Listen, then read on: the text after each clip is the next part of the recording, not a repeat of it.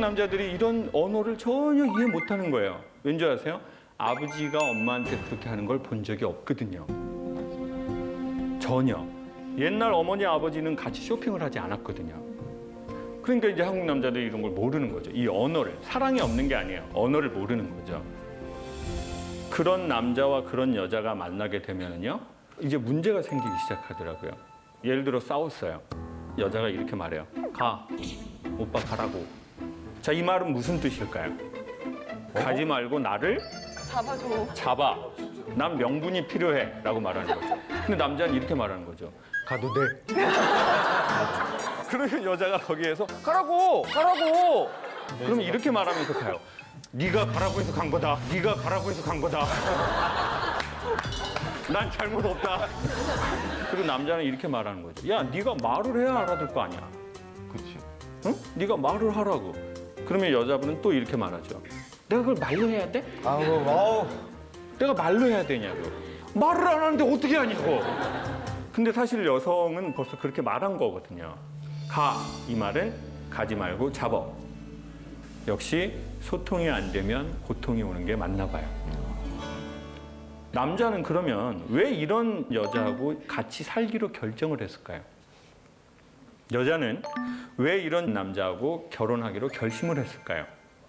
알아봤는데 이것은 인간의 뇌에서 벌어지는 일들이랍니다.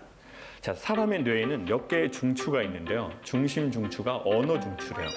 그래서 사람은 어떤 말을 들었느냐, 어떤 말을 하느냐가 자기의 인생에 매우 중요한 역할을 한대요.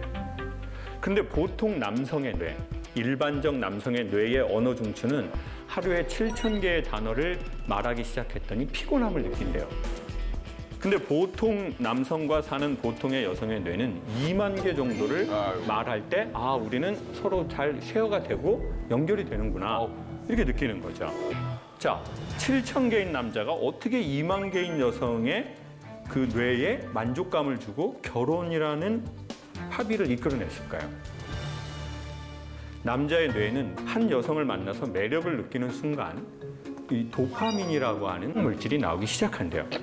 제정신이 아니었던 거죠. 그때는 여러분이 다 경험을 해보셨지만 네? 뭔가가 처음에 막 이렇게 사귀고 막 불이 일어날 때는 이 남자는 독특한 행동을 한다는 거예요. 그게 바로 뭐냐면 이 여성의 집이 매우 먼데 바래다 주려는다고 하는 거예요. 남성의 집 파주, 여성의 집 여주.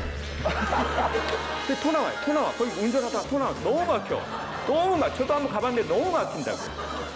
그럼 이제 여성이 예의상으로 오빠 들어가세요. 피곤하시잖아요. 그때 오빠 호르몬 나오면 오빠 괜찮다고. 너랑 가는 길은 항상 짧어. 막 이런 멘트 날려줘요. 왜? 호르몬이 나오니까. 그때는 먹지 않아도 배고프지 않고 자지 않아도 졸립지 않대요. 근데 문제는 무엇입니까? 이 호르몬은 계속해서 나오지를 않는다는 거예요. 그러니까 이렇게 처음에 도파민이 나올 때는 표정도 많이 써주고 달달한 얘기도 하고 감성적인 얘기도 들어가죠. 근데 이제 자꾸 도파민이 떨어지면 논리적으로만 문제를 해결하려고 하는 거예요. 그리고 유머가 없어지고요. 그리고는 이제 직업적으로만 웃기고 직업이 아닌 데서는 웃기지 않아요. 그렇나요? 저는 결혼한 지 얼마 안 돼가지고 이제 1년 돼가지고 깜짝 이벤트들 많이 해주고 있습니다. 지금 호르몬이 많이 나올 때네요. 네, 호르몬이 좀 왕성합니다. 근데 이제 그게 시간이 지나면 남자들은 보통 변하더라는 거죠. 익숙해졌기 때문에요. 그런데 놀라운 사실은 도파민이 떨어졌음에도 불구하고 관계가 좋은 사람들이 있더래요. 여전히 디테일이 살아있는 사람들이 있더래요. 그들의 특징을 봤더니 내가 이 여성에게 익숙해졌어요. 그러면 사람은 자기가 자기를 대하듯이 이 여성을 대하기 시작한대요. 이건 사랑 이전에 인간의 생활 방식이요. 근데 우리는 자꾸 저 사람이 나를 사랑하지 않아서 이래라고 생각한다고요. 그러니까 이제 편안해지려고 하는 거예요. 아까 얘기했잖아요. 이벤트를 하고 싶은 거예요. 네. 도파민이 나올 때. 그런데 인간은 도파민이 안 나오면 일상으로 돌아오고 싶어 해요. 이걸 바로 자존감이라고 해도 되거든요. 내가 나를 얼마나 존중하나, 내가 나를 누구라고 생각하나. 이 자존감이 남녀 관계에 되게 큰 키워드인 걸로 밝혀지고 있어요. 내가 나를 얼마나 소중하게 생각하나.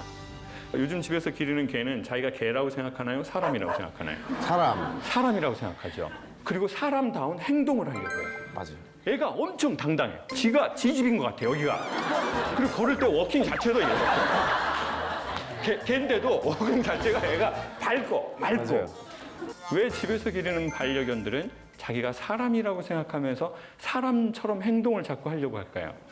그 이유는 매우 간단해요. 사람이 동물을 사람 대하듯이 대했다는 거예요. 그렇게 말해주고 그렇게 케어를 해줘요. 자, 그런데 사람은 말입니다. 자본주의 세상에서 뭘로 평가받냐면 숫자예요. 뭔가 이렇게 방송에 나오는 사람들이 제일 뜨끔한 게 이런 말들이거든요. 아, 요즘 잘 안 나오시대요. 아, 선생님 요즘 뭐 영화 안 하세요? 그러면은 나 열심히 살고 있는데. 나 오늘도 강의하고 왔는데 슈퍼 아줌마는 저보고 왜 텔레비 안 나오냐는 거예요. 나 열심히 정말 하고 있는데. 그러면 이제 사람이 자기 하는 일로 자기라고 판단하는 게 있대요. 자기의 돈이 자기라고 착각한대요. 사람은 자기의 유명세가 자기라고 착각하고 정말 최고예요 라고 하면 자기가 최고인 줄 아는 거예요. 그 할머니 역할도 엄청 재밌더라고요. 고맙습니다. 그 맞죠? 그 할머니. 네, 그 할머니입니다. 네, 그 야너라 뭐 그거 하는 에미야. 거 맞죠? 에미야. 에미야 맞아. 에미야, 왜 밥상에 풀떼기밖에 없냐? 저 냉장고 안에 고기는 나 죽으면 끓여줄 거냐? 자 보세요. 이런 걸 기억해주면 자존감이 올라간다고. 그렇죠? 네. 근데 저분 뭐 하던 분이지? 이러면 이렇게 된다고. 맞아. 근데 그것은 다 착각이래요. 사실은 인간은 인간으로서 소중한 게 있거든요. 근데 인간은 내가 소중한 걸 어떻게 확인하느냐는 거예요.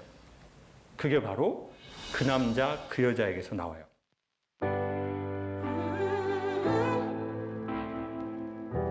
내가 결혼이 힘든 것도, 애가 낳기 싫은 것도, 연애가 자꾸 안 되는 것도 전부 아버지 때문이야. 라고 속으로 계속 생각을 하고 살았나 봐요. 그리고 엄마가 저를 안으시면서 이렇게 말하는 거예요. 네가 이해해라. 너희 애비 저렇게 평생을 살았다. 네가 이해해. 근데 속이 상하는 거예요. 아, 이분이 이제 참 힘이 없구나. 수많은 메시지가 거기 다 있더라고요. 내가 어디에서 나왔나요? 부모님. 엄마와 아빠죠. 그러니까 엄마와 아빠의 친밀도는 곧 나의 소중함으로 연결돼요. 그리고 내 엄마가 내 아빠에 대해서 한 말. 특별히 우리 여성분들 엄마한테 어떤 얘기 들었어요? 아버지에 대해서. 너희 아빠 같은 사람은 흔치 않단다. 너희 아빠는 말종이야. 흔치 않아. 그게 여러분의 결혼 생활에 영향을 미칠까요? 안 미칠까요? 미쳐요. 미쳐버려요. 그게 내 결혼 생활에 영향을 미쳐버린다니까요. 그리고 아빠가 너무 무시되는 짓을 많이 하셔요. 그러면 이 여성은 남자는 왜 저래? 이렇게 되는 거예요. 왜 이렇게 철이 없어 우리 아빠는? 이해가 안 돼. 그럼 이 여성은 결혼에 대해서 두 가지 생각해요. 첫 번째, 난 결혼 안 해. 두 번째, 결혼을 의외로 빨리 해요. 그것도 더 희한한 것은요. 아빠랑 비슷한 사람하고 결혼할 확률이 높아요. 왜 그런가 봤더니 첫 번째는 아버지에 대한 연민이래요. 내 존재를 잊게 하신 분이거든요. 아무리 행위를 잘못하셔도. 두 번째는 아버지에 대한 길들여짐이죠. 사람은 길들여진 걸 자연스럽다고 착각한대요.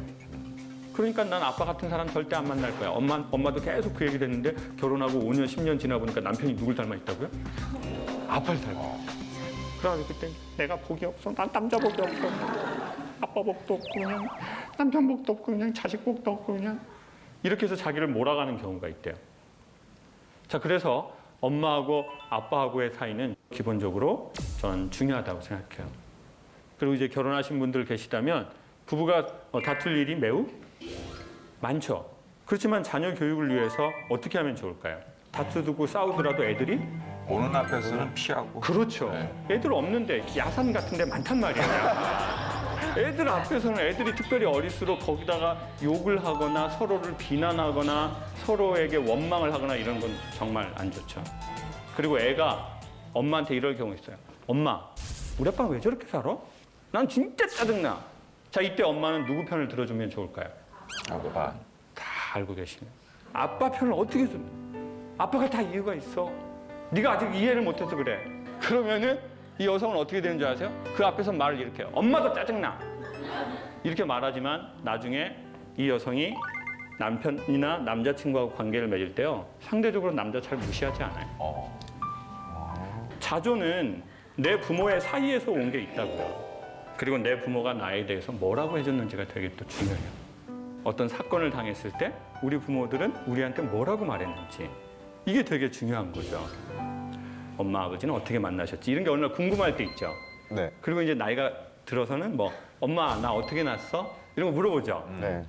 그때 뭐라고 얘기해야 될까요? 여기서 꼭 진실을 말해야 될까요? 니가 술 처먹고 들어가겠냐?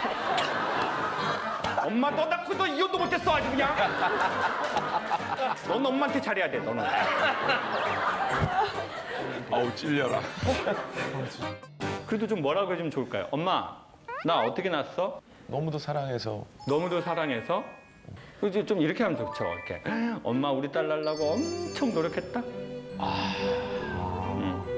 그냥 엄마 너 낳고 그냥 노래를 정말 한 일주일을 불렀나? 행복하네. 그래서 저도 저희 엄마한테 엄마 나는 어떻게 낳은 거야? 미치겠다. 너를 안 낳으려고 그랬어. 잉? 엄마는 너를 안 낳으려고 그랬는데 똑같다. 우리 집에 제사가 많아. 제사가. 그래가지고 형 하나로는 제사를 다 못해. 그래서 제사를 도우려고 너를 낳았어. 그러면 제가 그때 야 그러면 나는 제사 돕기 위해 태어난 아이인가? 그래서 제가 그때 좀 자존감이 많이 떨어지더라고요. 왜냐하면 자기의 태어남 자체가 환영받지 못한다는 건 우리의 자존의 중심부를 날려버리는 거거든요.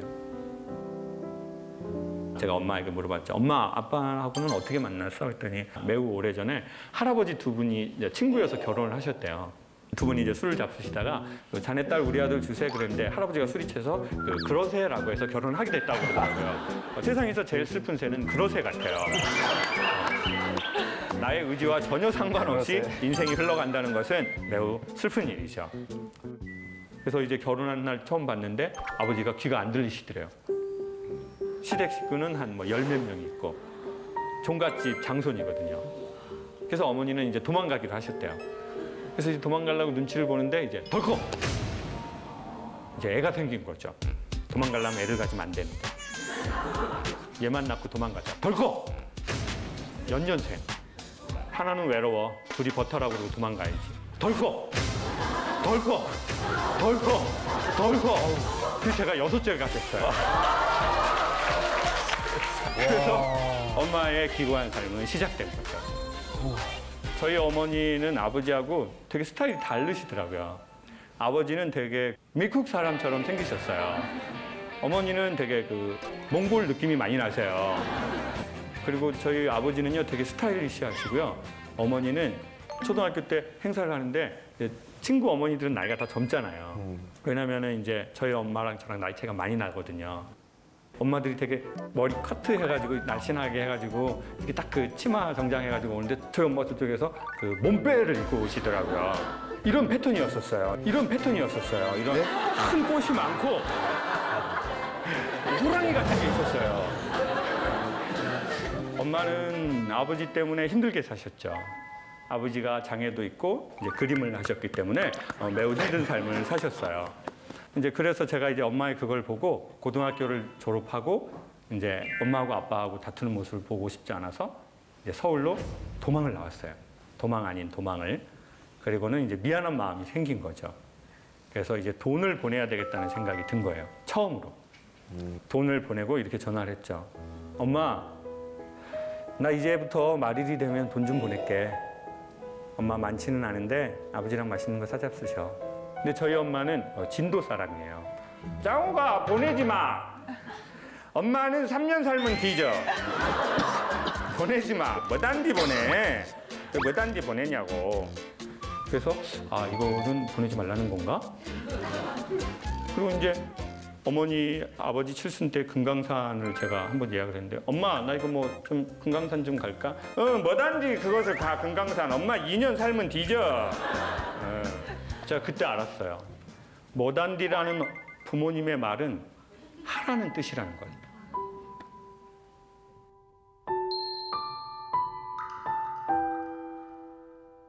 추석 때 이렇게 말하죠. 뭐하러 내려오냐? 너 일도 많고 바쁜데. 이거는 야, 너 바쁘지만 좀 내려와라. 근데 네가 바빠서 차마 오라고는 말하기가 그렇다. 너도 다 컸으니. 그렇지만 아빠가 우리 딸이 보고 싶네. 그렇게 말할 수 없으니 우리 아들 한번 내려와서 보고 가라. 그래서 제가 어머니의 말은 조금 알아들었어요. 아, 엄마가 뭐단디라고 하면 하라는 뜻이구나.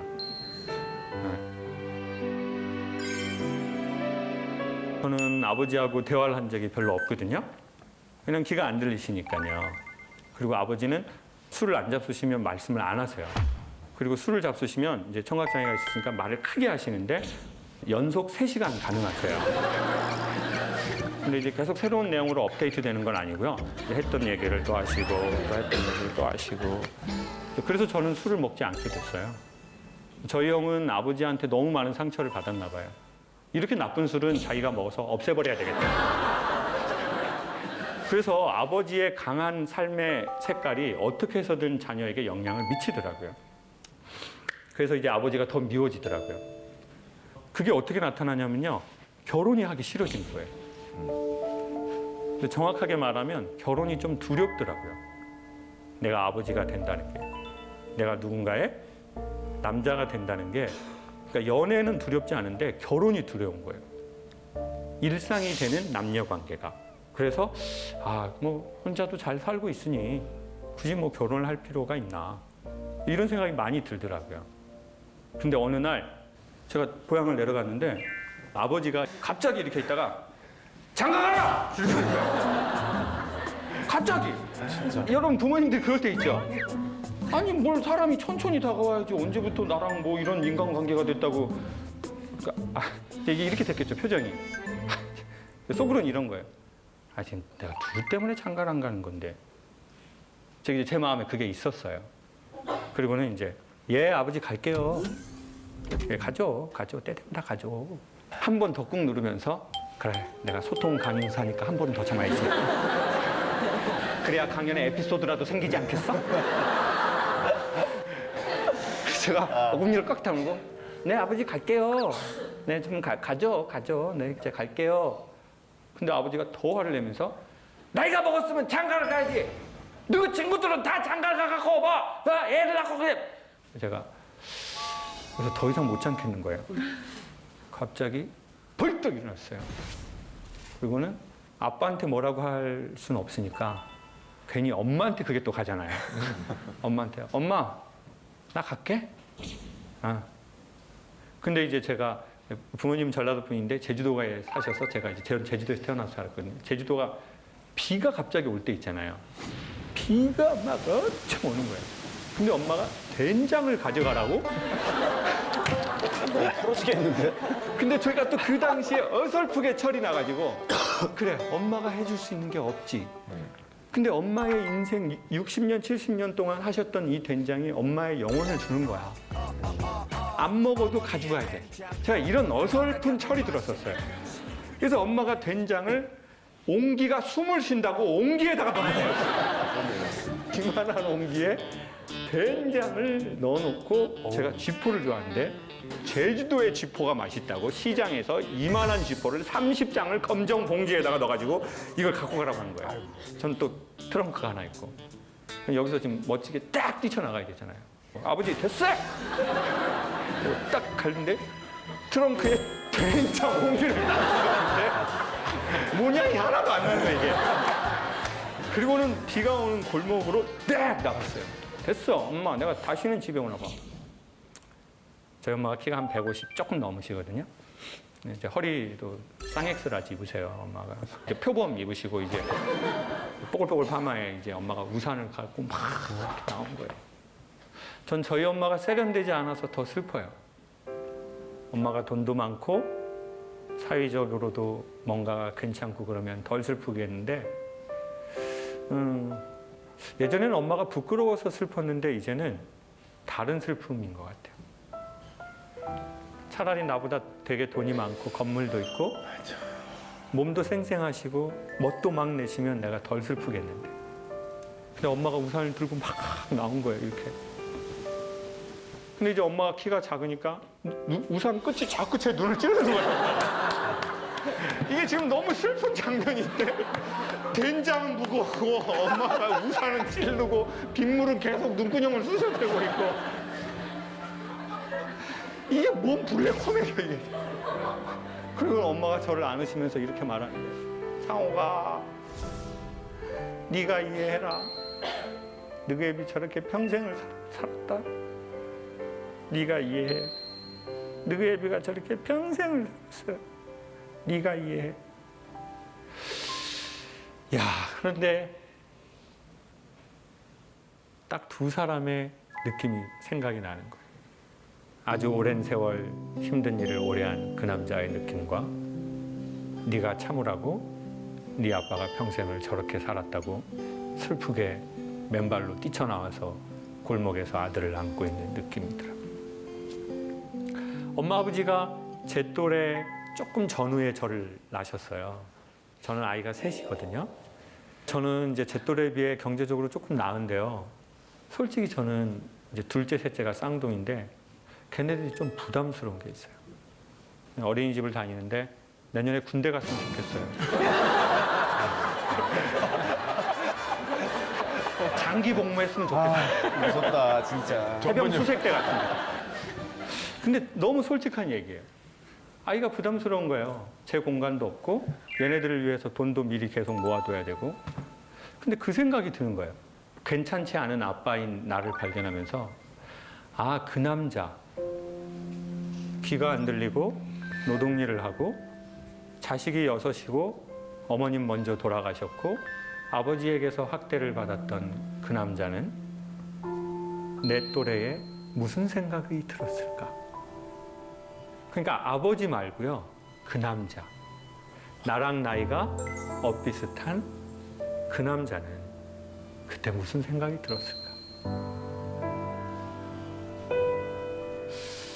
나랑 나이가 비슷하거나 나보다 어린 여잔데 아이가 여럿이고 자기의 취미도 없고 술을 마시지도 못하고 그 여자는 무슨 생각이 들었을까? 저는 스트레스를 받으면 자전거도 타고 바이크도 타고 가끔은 해외로도 여행을 가고 가끔은 명품을 사기도 하는데 그 남자는 스트레스를 받았을 때 무엇을 했을까? 그 생각이 제가 힘드니까 드는 거예요. 제가 부담스러우니까. 근데 어느 날 전화가 온 거예요. 여보세요? 제주도에 있는 한 치과래요. 그래서 제가 강의 의뢰하시려고요? 그랬더니 그게 아니고요. 저 아버지가 누구누구씨 맞으세요? 예, 저희 아버지인데 왜 그러세요? 아버지가 그 치과 병원에 임플란트하고 뭐 치료 같은 걸 받으러 오셨는데 뭐 치료비를 저한테 낼 수 있냐고 물어보라고 그래가지고 전화를 했다는 거예요. 그래서 제가 나 아빠랑 안 친한데. 예. 얼마 나왔습니까? 그랬더니 아버지가 수입 재료로 하시고 싶으시대요. 그리고 신경치료는 금으로 하시고 싶으시대요. 그래서 돈이 좀 많이 나왔는데 아시죠? 치과 이거 하면 좀 꽤 많이 나오는 거예요. 저보고 내겠네요. 또 이렇게 정지 화면이 또 되더라고요. 이렇게. 예, 제가 하겠습니다.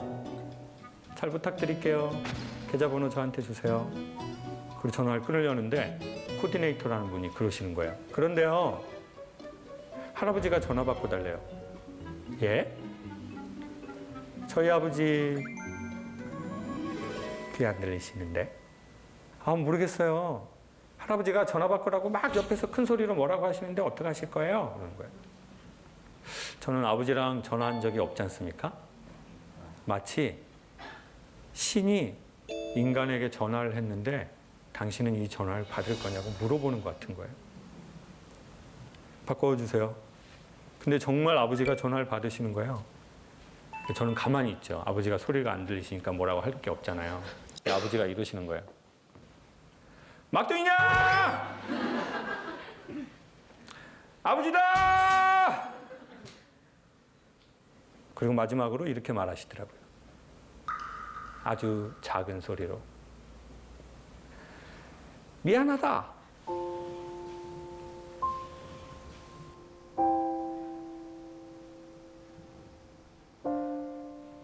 저는 언젠간 아버지가 저한테 미안해야 된다고 생각하고 사는 것 같아요. 아버지는 나한테 미안해야 돼. 내가 결혼이 힘든 것도, 애가 낳기 싫은 것도, 연애가 자꾸 안 되는 것도 전부 아버지 때문이야. 내가 술 먹는 사람을 짜증나게 하는 것도 전부 아버지 때문이야. 그러니까 아버지는 언젠간 나한테 그 권위주의를 벗고 미안하다고 하셔야 돼. 라고 속으로 계속 생각을 하고 살았나 봐요.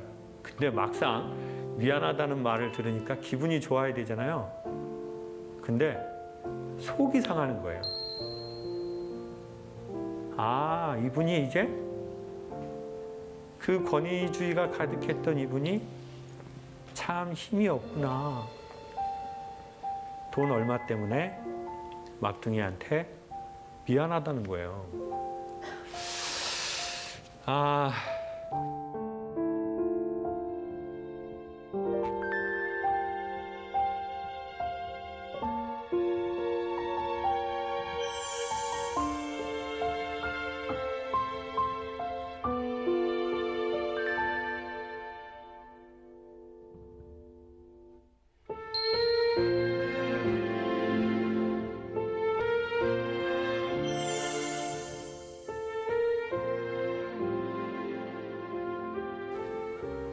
저는 고향에 가면은 돈을 엄마한테만 드렸어요. 아버지한테 돈을 드렸더니 윷놀이로 사회에 환원을 하시더라고요. 그때 이렇게 마음을 먹었죠. 아, 우리 아버지는 돌아가실 때까지 돈이 없어야 돼. 그래야 문제를 안 일으키시지. 나이가 드셔도 계속 문제를 일으키시는구나, 아버지는. 그래서 돈을 안 드렸는데 그 미안하다는 사건 이후로는 아버지도 윷놀이를 하시든 화투를 치시든 돈이 있어야 되겠다는 생각이 처음 들더라고요. 그래서 집에 갈 때마다 엄마 몰래 한 번, 두 번, 세 번 돈을 드렸어요. 그랬더니 아버지도 바뀌시는 거예요. 근데 아버지가 어떻게 바뀌시냐면요. 우리 아들 아빠가 뭐 예전에 상처를 많이 줬지. 근데 아빠가 이제는 관계를 회복하고 싶어. 이렇게 다가오는 게 아니라 제가 집에 갔다가 서울을 가는데 공항에 나오시고 싶대요. 이거는 뭐 저희 집에서는 남북통일 같은 일이에요. 이거는. 아버지는 좀 이런 스타일 있잖아요. 자식이 오든 가든 딱 안방에서 절대 이렇게 움직이지 않으시는 스타일이에요. 엄마는 항상 표범 입고 나와서 우셔요. 공항에 나서. 늘 울 일이 많거든요.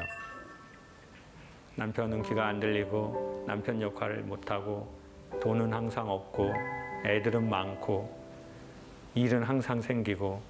그럼 엄마는 공항에서 맨날 이렇게 울어요. 아가 가, 아가 가라, 응 가, 응. 그러면 제가 이렇게 주민등록증 보여주고 딱 돌아보면 이제 엄마 울고 있잖아요. 그럼 엄마 울지 좀 마. 이민 가나? 그리고 울 거면 공항에 나오지 마. 아우, 나는 사람 우는 거 너무 싫어. 왜냐면 어려서 내가 감당이 안 될 때 엄마 우는 걸 많이 봤거든요. 나는 엄마를 도와줄 여력이 전혀 안 되고. 근데 이제 그날은 엄마는 무릎이 아파서 못 나오시겠다는 거예요. 그리고는 아버지가 저랑 공항을 가겠다는 거예요. 생애 최초. 제 의식이 생기고 나서는 아버지하고 단 둘이 공항을 가는데 이게 외국인하고 길을 걷는 것보다 훨씬 어려워요. 뭐 할 말이 없어요. 아빠 언제 이혼하세요? 이런 뭐 대화를 해야 되는데. 그래서 이제 할 말이 없어가지고 그냥 공항에 갔는데 얼른 돈을 드리고 떠나야 되겠다는 생각이 들더라고요. 그래서 제가 이제 미리 돈을 준비를 좀 했죠. 아버지, 엄마한테 얘기하지 마세요. 조금이에요. 그리고는 주민등록증을 보여주고 들어가 버렸어요. 근데 아버지가 거기서 저를 보고 계시면 이게 좀 자식이 쌩하고 들어가는 게 좀 그렇잖아요. 근데 문제는 아버지가 저기서 저를 보고 계시면 제가 돌아보고 아버지랑 눈이 마주치잖아요. 그러면 제가 울 것 같은 거예요. 근데 그냥 우는 게 아니라 약간 통곡을 할 것 같은 거예요. 제가 울 이유가 아무것도 없는데 뭐 아버지가 돌아가신 것도 아니고. 그래서 제가 참, 우리 아버지 영화를 찍으시네. 영화를 찍으셔. 이거 왜 나오셔서 이런 어색한 분위기를 만드시는 거예요? 네, 여기 있습니다 하고 이렇게 딱 돌아봤는데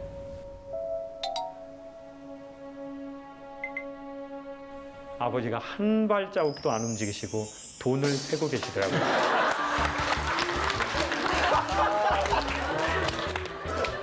돈이 신권이었거든요. 제가 이제 아버지 기분 좋으라고 신권을, 근데 이제 신권이 이렇게 딱 뭉쳐져 있는 거 아시잖아요.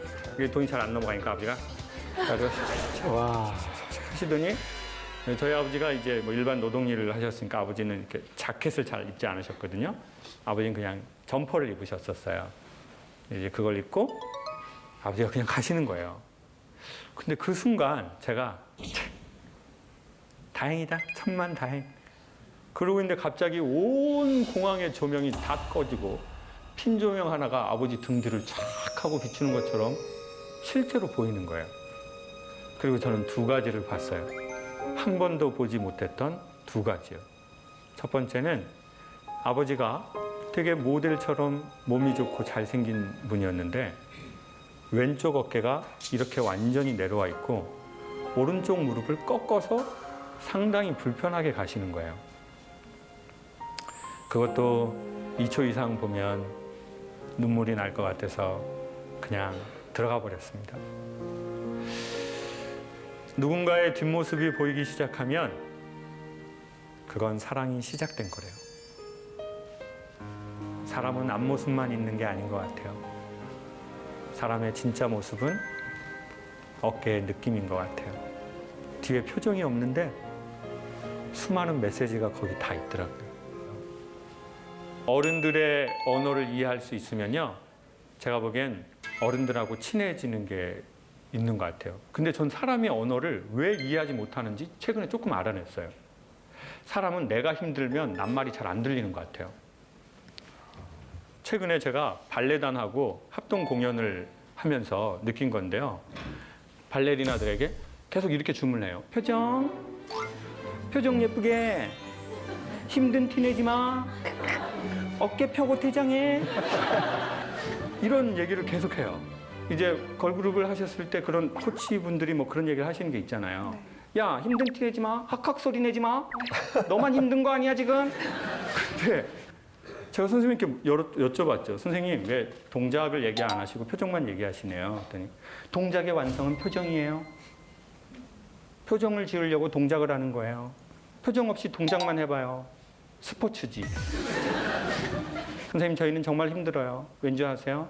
무용수들은요, 점프, 즉 중력에 반하는 행동을 하면서 표정을 환상적으로 지어야 돼요. 안 힘든 척. 더 나가서 더 예쁜 표정을 지어야 돼요. 그리고 보통의 직업을 가지신 분들은 힘든 일 하시고 맛있는 거 많이 먹잖아요. 저희는 힘들게 일하고 맛있는 거를 철저하게 통제해야 돼요. 전 지금도 현역이어서요, 출근하면 몸무게를 재요. 그래서 제 목소리에 이렇게 짜증이 많이 배어나 있는 거예요. 표정! 이유가 있어요. 걸그룹 표정! 그러니까 얼마나 힘들어요. 근데 제가 보기에 인생은 우리 모두는 발레리노 같아요. 우리가 뭔가를 잘하려면 점프라는 중력에 반하는 힘든 일을 하면서 표정은 반대로 더 환상적으로 지어야 돼요.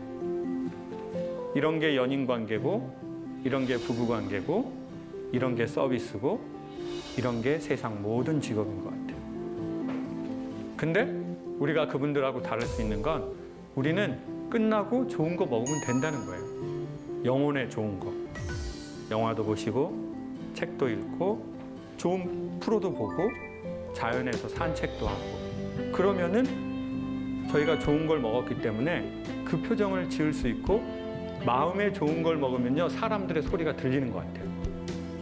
그리고 나이가 들어도 그 소리가 들리는 것 같아요. 예전에는 부모님이 하신 얘기가 이해가 안 됐는데 나이가 먹고 내가 아이가 생기고 나면 예전에 부모님이 하셨던 그 말이 무슨 뜻인지가 해석이 되는 것 같아요. 언어를 알아들으면 제가 보기에 사람 사이가 좋아지는데 훨씬 좋은 것 같아요. 가끔씩 이렇게 부모님이나 얘기하다 보면은 저도 모르게 짜증나는 말투로 이렇게 말하게 돼서 이제 부모님이 상처 받으시잖아요. 근데 이제 저도 컸다 보니까 이제 부모님이 따로 말씀 안 해주시지만 저는 또 느끼잖아요, 그 상황을. 근데 그런 상황을 좀 어떻게 슬기롭게 좀 대처할 수 있는 방법을 좀 알려주시면. 군대 갔다 오셨죠? 예. 저는 이제 어려서 엄마한테 많이 삐졌던 것 같아요. 좀 못되게 한 것 같아요. 제가 뭐 사달라고 한 게 있는데 안 사주면 뭐 한 2, 3일 말 안 하고 뭐 좀 그런 스타일이었거든요. 네. 근데 이제 군대에 가가지고 강화도에서 근무를 했는데 이제 대민지원이라고 농사를 지으러 갔는데 이제 선배님들 몰래 전화를 한 거예요. 전화 한 번만 하게 해달라고. 근데 이제 저희 엄마가 감을 좋아하시거든요. 이제 아내 치아가 없으셔가지고요. 그래서 제가 이제 군대 가기 전에도 엄마 감을 한번 사드리고 왔는데 이렇게 전화를 딱 했는데 이제 부모님들은 아시는 것 같아요. 근데 전화가 왔는데 아무 말 안 하고 가만히 있잖아요. 제가 이제 그때 왜 말을 못했냐면 저기 딱 감이 보였거든요. 감나무에. 그런데 제가 이렇게 가만히 있으니까 엄마가 어떻게 하시고 이러는 거예요. 막둥이냐 이러는 거예요. 그래서 제가 엄마의 목소리와 감이 이렇게 딱 보이면서 엄마는 나야 이랬는데 엄마가 그러는 거예요. 우냐? 그런데 갑자기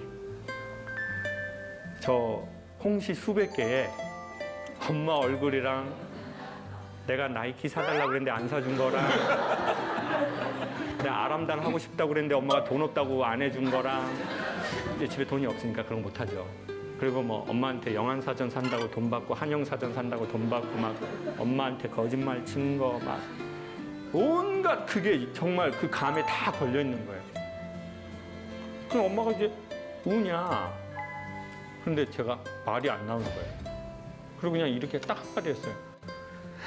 엄마 감 좋아하잖아. 이씨. 근데 이제 고참이 그걸 본 거예요. 전화하는 거예요. 그래서 얼른 끊었어요.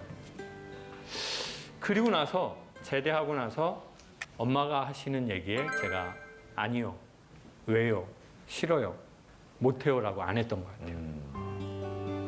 그러니까 언젠가는 그때가 오실 것 같아요. 그리고 다만 우리가 바라건대 그때가 부모님이 살아계실 때 오면 좋은 것 같아요. 자기만의 때가 올 수가 있거든요. 자기만의 감나무 같은 그 때가. 근데 저는 그나마 다행히 어머니 살아계셔서 이제 온 거죠. 그래서 이제 계좌이체로. 사랑의 완성은 계좌이체. 아버지한테 돈부터 보내요. 돈 많은 사람은 부자고 잘 사는 사람은 추억이 많은 거래요. 추억은 웜홀 같은 거래요. SF 영화에 보면은 우주는 팽창한다고 그러잖아요. 아주 멀리로 가요. 그래서 빛의 속도로 70년을 가야 도달할 수 있어요. 저는 인간도 우주라고 생각해요. 부모가 자식을 낳잖아요. 매우 가까운 행성이에요. 근데 자식이 점점 팽창하기 시작해요. 그래서 부모로부터 멀어져요. 근데 이 속도가, 팽창의 속도가 엄청 빨라요. 그래서 어느 날은 자식하고 부모하고 만나려면 이 거리를 너무나 많이 가야 돼요. 만날 수가 없어요, 그 마음들이. 그런데 이것을 매우 짧은 시간 안에 만나게 거리를 통과하는 게 웜홀이래요. 전 추억은 인간을 만나게 하는 웜홀 같다는 느낌이 들어요. 엄마가 그때 그 노래를 부르셨어요. 여자의 일생. 그러면 이제 엄마는 돌아가셔도 나는 어느 날 라디오에서 그 노래가 나오면 이게 엄청난 웜홀이 되어서 SF 영화처럼 그 시절로 돌아가 있어요. 내 온 영혼이. 그리고 엄마가 그때 바르셨던 화장품 냄새가 나기도 해요. 그때 이불도 보여요. 동백꽃 그려졌던 빨간 이불이 있었거든요. 이런 과학으로 설명할 수 없는 일이 그 순간 벌어지더라는 거예요. 여기 대부분 나이가 많이 드신 분은 안 계시고 젊은 분들이 많으시잖아요. 부모님이 더 나이가 드시기 전에, 부모님이 돌아가시기 전에 부모님하고 웜홀을 만들면 좋을 것 같아요. 근데 웜홀을 통과할 때는 중력을 1을 G라고 하면 7G, 8G 그러니까 중력의 7배, 8배의 이 눌림이 있대요. 그러니까 웜홀 통과할 때 배우들이 어떻게 되죠? 얼굴 표정이 막 이렇게 하고 거기 들어가잖아요. 추억을 쌓는 데는 그냥 쉬운 게 아니라 돈도 내고 시간도 내고 어색함도 내야 되는 것 같아요. 근데 지금 이 웜홀을 만들지 못하면 부모님이 우주가 내 우주랑 멀어졌을 땐 그리고 나중엔 결국 가장 먼 이 시간은요 죽음이거든요. 이 끝과 끝을 어떻게 만날 수 있단 말입니까, 인간이. 근데 그것도 만날 수 있는 유일한 웜홀은 추억이죠. 아빠하고 뭔가 한번 했던 추억, 엄마가 부르시던 노래, 아버지가 부르시던 그 노래. 부디 바라건대 우리의 부모와 우리의 자신이 너무 우주가 팽창돼서 멀어지기 전에 그들을 만날 수 있는 웜홀들을 마련해 보면 어떨까 생각합니다. 오늘 특별히 부모님과 오신 분이 계시거나 연인과 가족과 오신 분이 계시다면 이 방청이 그 작은 웜홀이 될 거라고 생각합니다.